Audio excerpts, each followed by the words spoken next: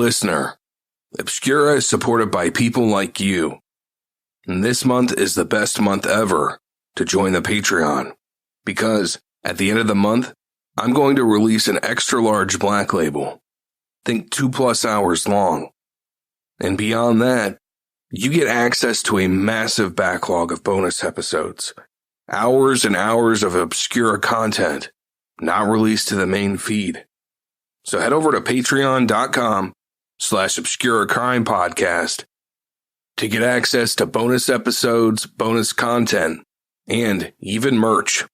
That's patreon.com/Obscura Crime Podcast. Thank you.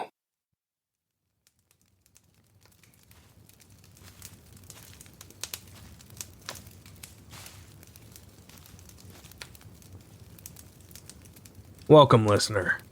I'm glad you're here. Take a seat next to the fire. Welcome to Obscura, where we shine a light on the dark.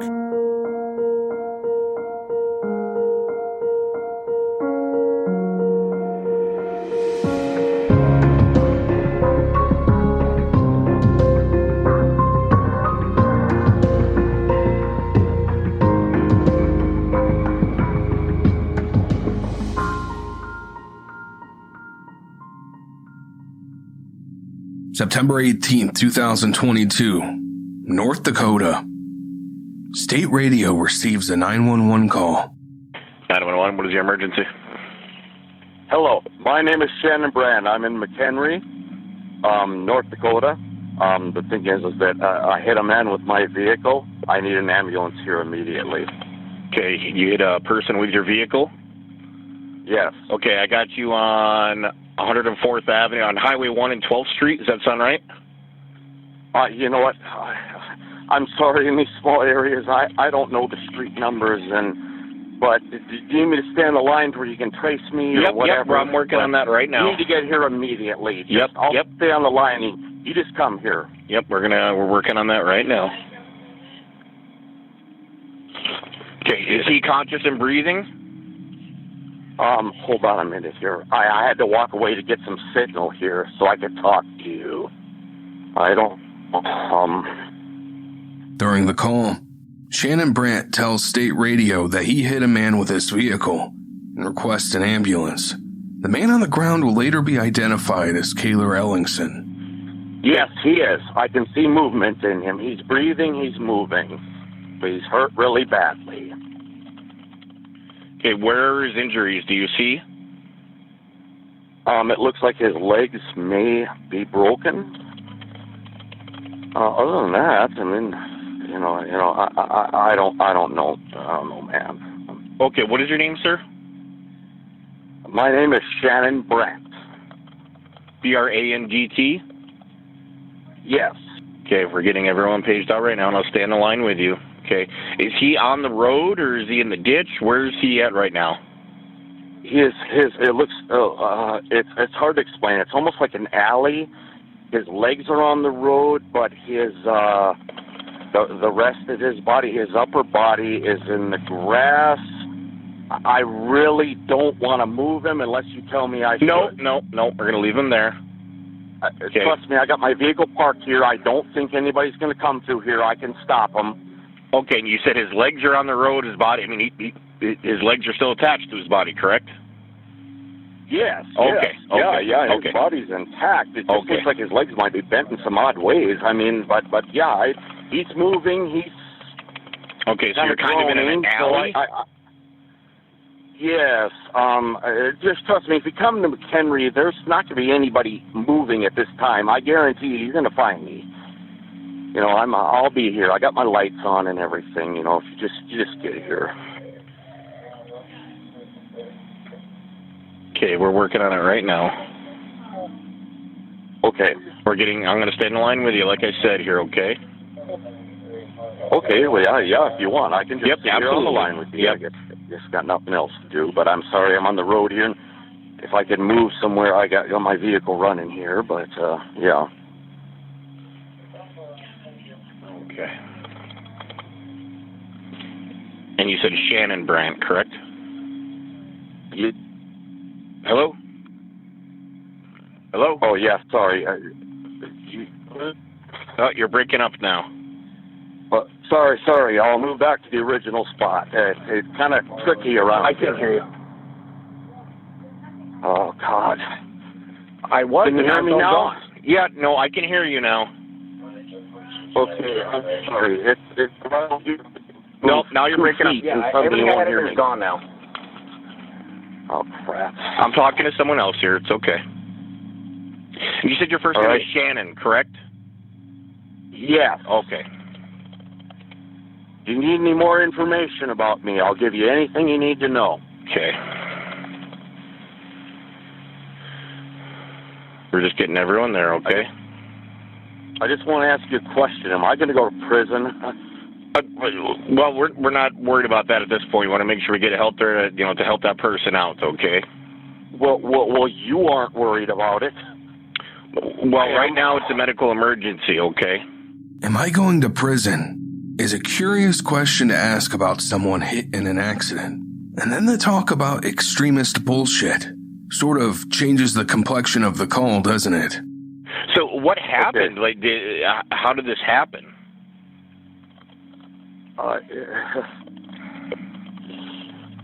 Well, it was a dance thing here, and it's hard to explain. I was trying to escape him. He wouldn't let me leave.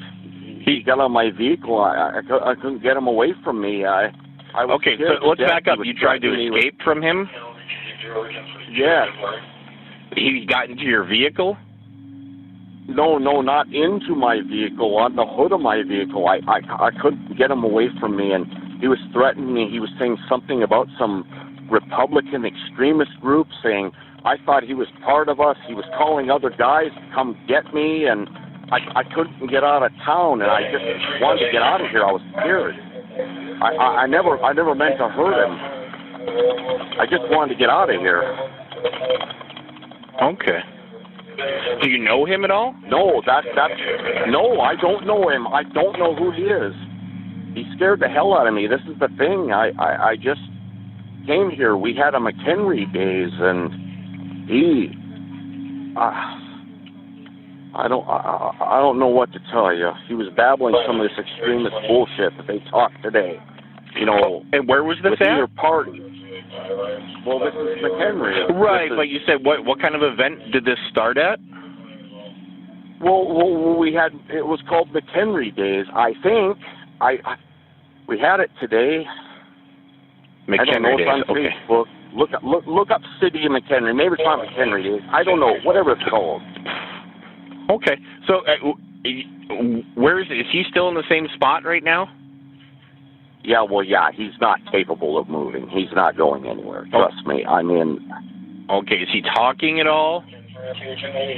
No, he's just moaning and groaning, but he's alive. Can I do something to help him? For God's sake, I don't want to go to prison. I don't want him dying.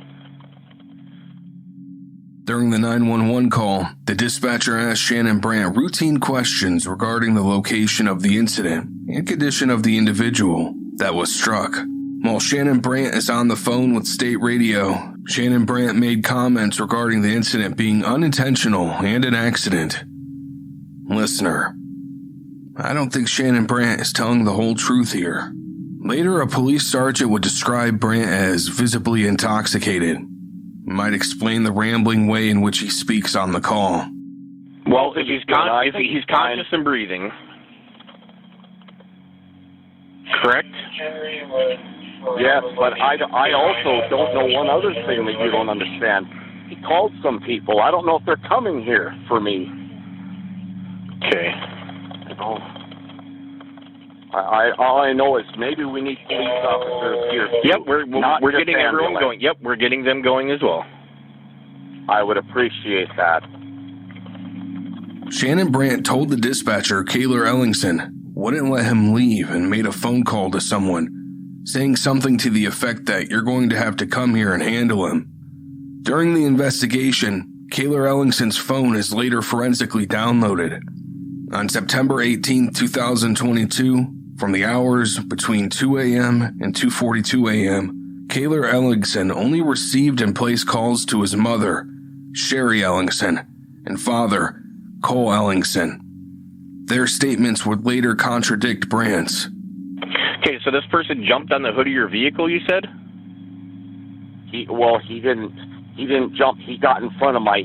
He would not let me leave. He got in front of my vehicle. I guess I wouldn't say that. That was inaccurate. I'm sorry. It's okay. I don't know That's if okay. I'm going to be able to. Okay, so he got in front of your vehicle and didn't want to let you leave?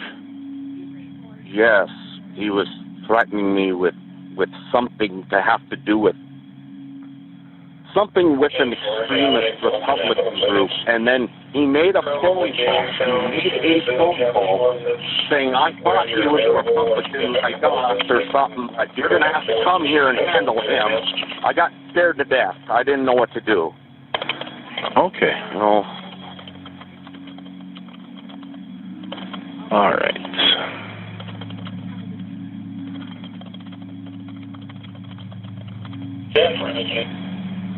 Okay.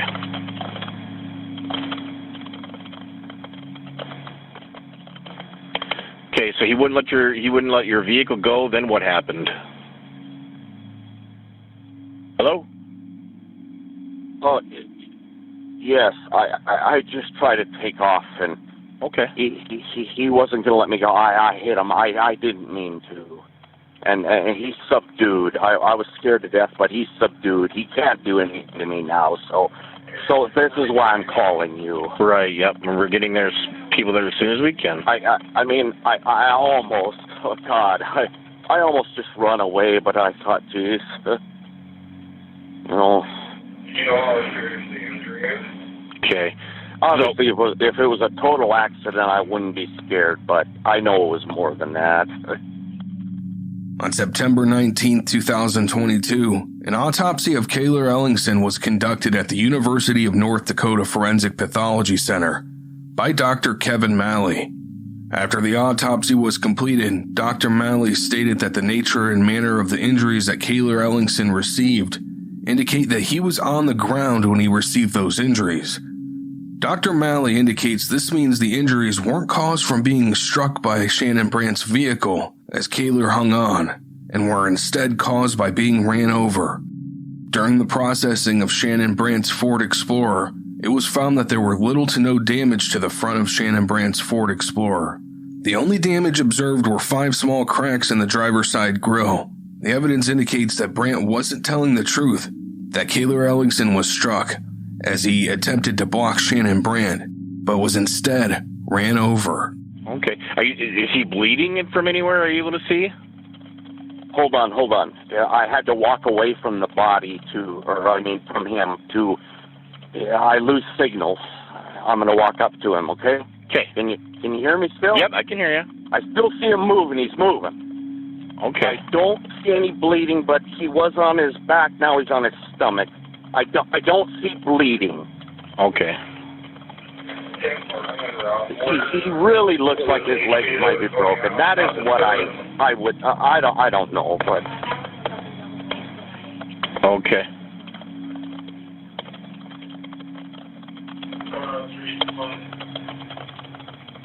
No, I'll go check it out and see from there. Okay. Like I said, we're getting help to your way. Okay. Okay. I see some lights coming into town. How long ago did you send them here? Would they be here by now? Well, as soon as you started talking, we got the ambulance paged out. Okay. Okay. Should I move my vehicle somewhere to get? I have it on the road. Should I just pull it off to the side because maybe the ambulance needs to come in? Well, what I would do is, why don't you put your hazards on so they know that's where you're at, know who you are. What kind of vehicle is it? It is a 2003 Ford Explorer. What color is it? Black. Okay, can you put your hazards on? Yes, I got them on right now. Okay. You said you're kind of in an alleyway there? Yes. Okay. So near Jones Ave, does that sound right in McHenry? God, yes. I mean, around small areas. I'm really sorry. We don't know this. I just know around here it's kind of take a left here and take a right. Right. You said we don't know this area. Who else is with you? Just me. Oh, okay. You said wait, we. Hold on. I have Jerome Short with me, if you know him. So you do have someone with you? Yes, I do. Well, no, he wasn't with me. He just pulled up right now. Jerome Short just pulled up? Yes. He's a member of the paramedics locally. A detective came and knocked on the door, and I said, "Is it Renee?" And he just gave me that solemn look. It was the worst day ever. The Proof podcast is back with a new case and a new season. 23 years ago, 18-year-old Renee Ramos went missing. Her body was later found in an empty Home Depot building on the edge of town. I don't think that they arrested the right people. It's about time somebody's trying to do something.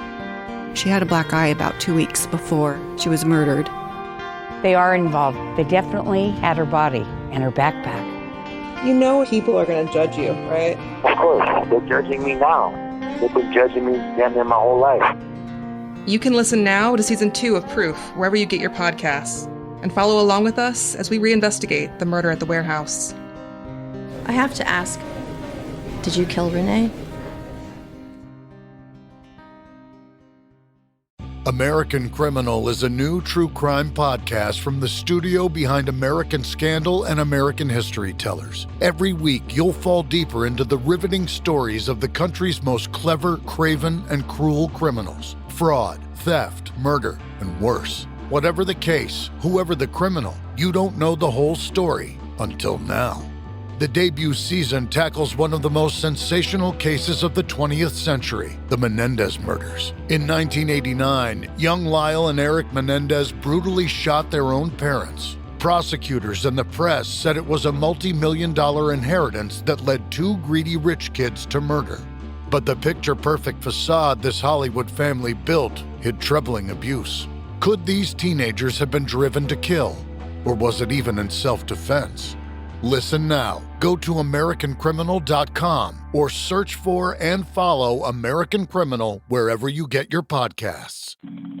Before the incident, Shannon Brand and Cayler Ellingson were allegedly engaged in a political debate, though, if that is true, can't be fully proven. At the time, Brandt's blood alcohol content level was 0.08. Now, it is generally believed by most there is one of two scenarios that happened. Either A, Brandt ran over Cayler Ellingson by mistake due to his highly intoxicated state, or B, Shannon Brand got in his vehicle and intentionally ran over Cayler Ellingson in an act of political extremism. This is where I should take a moment to clarify something. I am covering this case with a neutral gaze. I covered the murder of Heather Heyer in much the same way. And despite my even-handed coverage, many a listener tends to make up their mind about who I am and what I believe. I'll stay here that I'd be happy to talk politics with you over a beer, but as a general rule, I keep them out of the podcast. With that said, my belief of politically motivated murder is simple. It's wrong, it's evil, you should not kill someone because of wrongthink. I said the same thing about Heather Heyer, and I'll repeat it here. Besides, every person on this planet grows and changes. I haven't met a single person who was the same person they were 5 years ago. We should all be afforded the same opportunity to apply the lessons life grants us. And finally, I'll repeat that the political bent that surrounds this case isn't based on evidence. Okay, is he out of his vehicle, Jerome? Jerome, I don't, but literally like 20 minutes ago, maybe? Okay. I don't know, 20, 25? Okay. Yes. Okay, sorry, just talking to Jerome. I'm sorry. No, that's okay. I was trying to tell him what happened. Okay, so do you live in the area then? Yes, I do. I live in Glenfield, or I'm from this area. Okay. What is Jerome doing right now? Jerome is trying to help him in the best way he can. I don't know.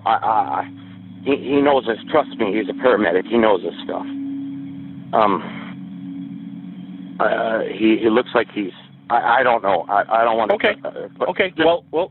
As soon as Jerome can, we'd like to kind of get an update from him what he thinks is going on with the patient there. I'm talking to 911. So do you want to take my phone, or should I hand it to Jerome? If he could talk, yes. If you can talk, Jerome. Hello. Hi, is this Jerome? Yes, it is. Okay, this is State Radio. Shannon said that you're a paramedic out there? I'm an EMT and other ambulance member just driving, I guess, so. Okay, so what's going on? 21-year-old male.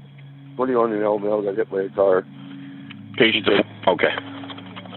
He is alive? He's conscious breathing? Not conscious, but he's breathing, got blood coming out of his mouth. Not conscious? No, not conscious. He can squeeze my hand, I guess, so. He can squeeze your hand? So, yes, he can squeeze my hand, so. Has law enforcement been let know? Yep, we're getting them going. Okay. Cayler. Do you know Shannon that well?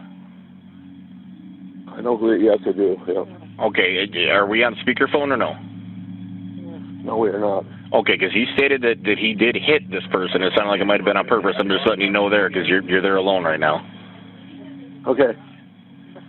So we do have law enforcement on the way. We're going to get them there as soon as we can. Yep. Okay. And I'll just stay on the line here until we get some more people there. What's that? I'm going to stay on the line until we get more people there. Do you know who the... We got his dad here right now, so... What'd you say? His dad showed up here right now, so... Whose dad? The patient's dad. Okay, what's the patient's name? Cayler Ellingson. Cayler Ellingson? Yes.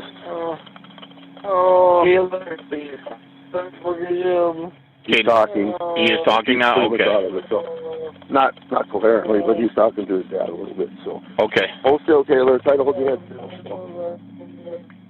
Hey, Jerome? Yes. Shannon did tell me on the phone that the patient was calling people to try to get someone to come get Shannon, so I don't know if there's a group of people coming or exactly what's going on. Just giving you a heads up. Sherry Ellingson and Cole Ellingson, who were the parents of the victim, were later interviewed. Sherry said she received a phone call from her son on September 18, 2022, at 2:27 a.m. During the phone call, Cayler told his mother that Shannon Brand asked who his parents were.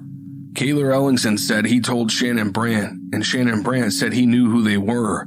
Cayler Ellingson asked if Sherry Ellingson knew Shannon Brand. During this call, Sherry Ellingson recalled Cayler Ellingson telling her that maybe he should call his cousins. Sherry said at that point she didn't know if he was feeling threatened. She told her son that he didn't need to do that and that she was on her way to pick him up. At 2:41 a.m., Sherry Ellingson and Cole Ellingson both had a missed call from their son. At 2:42 a.m., she received a call from Cayler. During this call, he told his mother something to the effect of, "They are after me," or "He is after me." Sherry Ellingson said the phone call dropped, and that was the last time she spoke with her son. Okay, all right. Joe's here. Yep. Hey, Joe knows what he's doing here. What are you doing? Hold your hand. Okay.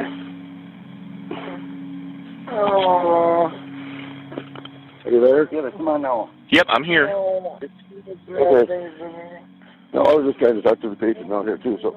Yep. Hold still, Cayler. Come on, buddy. Hey, the ambulance pulled up over here, so... The ambulance just got there? Yes, I want to get these people to move their cars ahead, so... I know, but... What's that? In here right now, so... Just stay still.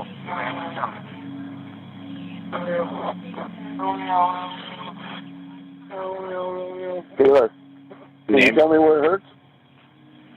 There's a place. Yeah, no. Cayler, can you help me? Is there anywhere else? So, just hold still.